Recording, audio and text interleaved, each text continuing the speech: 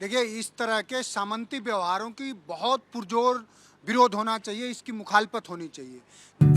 48 वर्षों की शैक्षणिक उत्कृष्टता के साथ 23 से भी ज्यादा प्रमुख बीटेक प्रोग्राम्स और 600 से अधिक अंतर्राष्ट्रीय छात्रों के साथ विज्ञान डीम्ड टू बी यूनिवर्सिटी देश की बेहतरीन यूनिवर्सिटी में से एक है। जिन लोगों ने इस तरह का व्यवहार किया है, इटावा के बकेवर का वो मामला है, जो मामला सामने आया है कि संत कुमार और मणि कांत यादव की जो बात है, ये बहुत ही अव्यवहारिक है। और उन लोगों से मैं पूछना चाहूँगा, ये सब जानना चाह रहा है और सरकार से जानना चाह रहा है कि उत्तर प्रदेश में जो संविधान के आर्टिकल जो 14 है, जो संविधान का अनुच्छेद 14 है, वो सभी को everyone is equal before the law है और इस देश में सबको एक समान अधिकार है किसी भी धर्म का उपासना करने के, उसके मानने के, उसके प्रवचन करने के।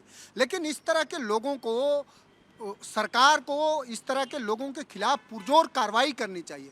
दुर्भाग्यपूर्ण है कि इस तरह के सामंती व्यवहारों का योगी आदित्यनाथ की सरकार स्वयं पोषण करती है। उनके खिलाफ कार्रवाई करने के बजाय ऐसे व्यवहारों का वो पोषण करती है।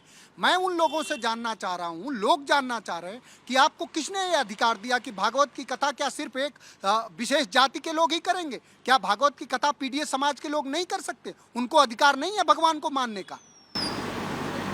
एटा का एक मामला है जिसमें एक दलित व्यक्ति शादी के लिए जा रहा था, पर सम्रांत व्यक्तियों के एक मोहल्ले से वो निकल रहा था, जब उसको रोक लिया गया और वहाँ से फिर पुलिस को उसमें जो है हस्तक्षेप करने के हैं।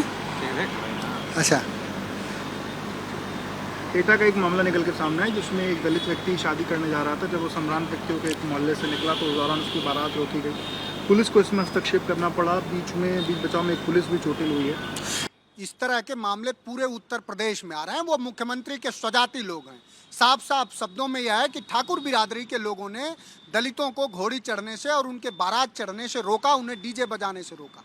समाजवादी पार्टी ये जानना चाह रही है उत्तर प्रदेश की मौजूदा सरकार से और देश की सरकार से कि क्या इस देश में अब दलितों को अपने रिवाजों को मानने का अधिकार, का पालन करने का, अपने रस्में अदा करने का हक नहीं है?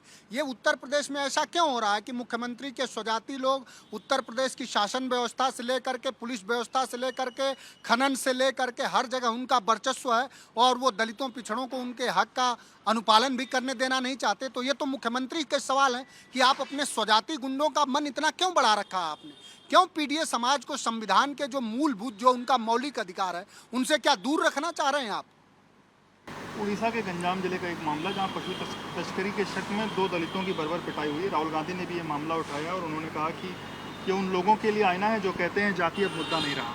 हाँ, ठीक बात है। ये तो हमारी पार्टी के राष्ट्रीय अध्यक्ष जी ने, और हम लोग लगातार ये कहते आए हैं कि जो लोग ये कहते हैं कि जाति कोई मुद्दा नहीं, उनसे ये पूछना चाहते हैं कि कौन लोग चाहते हैं कि उनकी जाति श्रेष्ठता बनी रहे?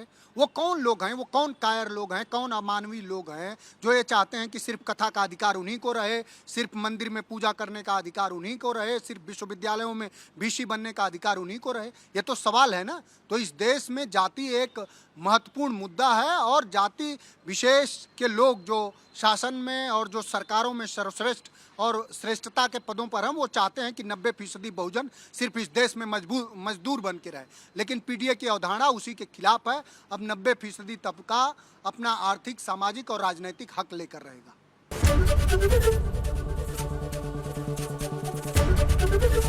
एबीपी गंगा, खबर आपकी, जुबान आपकी।